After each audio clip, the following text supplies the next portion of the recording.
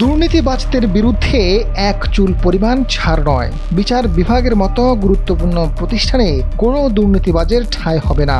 এরই মধ্যে হাইকোর্ট বিভাগ থেকে বিদায় করা হয়েছে 15 জন বিচারপতিকে, যারা দুর্নীতি, অনিয়ম ও ক্ষমতার অপব্যবহারের অভিযোগে অভিযুক্ত।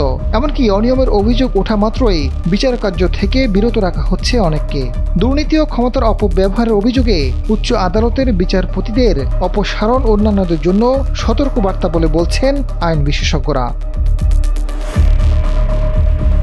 সংশ্লিষ্ট বিভাগের তথ্য অনুযায়ী 2024 সালের নভেম্বর থেকে 2026 সালের এপ্রিল পর্যন্ত হাইকোর্ট বিভাগ থেকে বিদায় নিয়েছেন 15 জন বিচারপতি। এই 1.5 বছরে তাদের কেউই স্বাভাবিকভাবে অবসরে যাননি। ফ্যাসিস্ট সরকারের দোষর হিসেবে ভূমিকা রাখা, দুর্নীতি, অনিয়ম ও ক্ষমতার অপব্যবহারের অভিযোগ ওঠায় এই বিচারকদের বিদায় করা হয়েছে। হাইকোর্ট থেকে বিদায় হওয়া 15 বিচারপতির মধ্যে রয়েছেন বিচারপতি নাইমা হায়দার, মামুনুর রহমান, মোহাম্মদ আমিনুল ইসলাম, এস.এম. মাসুদ হোসেন দোলন, খিজির হায়াত, খন্দকার দিলুরুজ্জামান, রেজাউল হাসান, বিচারপতি আখতারুজ্জামান, মোহাম্মদ খুরশিদ আলম সরকার, বিচারপতি শাহেদ নুরুদ্দিন, আতাউর রহমান খান, অশিষ্য রঞ্জন দাস, সালমা মাসুদ চৌধুরী, কাজী রেজাউল হক ও বিচারপতি এ.কে.এম. জহিরুল হক।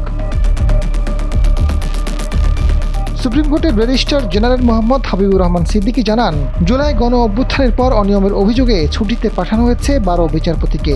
এর মধ্যে 10 জন আর বিচার কাজে ফিরতে পারেননি। একজন বিচারপতির বিষয়ে এখনও সুপ্রিম জুডিশিয়াল কাউন্সিলে তদন্ত চলমান।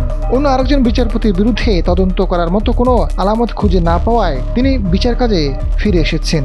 এছাড়া আরও 2 বিচারপতির বিরুদ্ধে অভিযোগ অনুসন্ধান পর্যায়ে থাকা অবস্থায় পদত্যাগ করেছেন। আইন বিশেষজ্ঞরা বলছেন, দুর্নীতি ও ক্ষমতার অপব্যবহারের অভিযোগে উচ্চ আদালতের বিচারপতিদের অপসারণ অন্যান্যদের জন্য সতর্কবার্তা। বিচার বিভাগের সবচেয়ে বড় চ্যালেঞ্জ হচ্ছে সততা, দলনিরপেক্ষতা এবং স্বাধীনভাবে বিচার কার্য পরিচালনা করা। অতীতের এই ঘটনাগুলোর জন্য শিক্ষণীয় হয়ে থাকবে। আজাদ ফারুক, সময়ের আলো।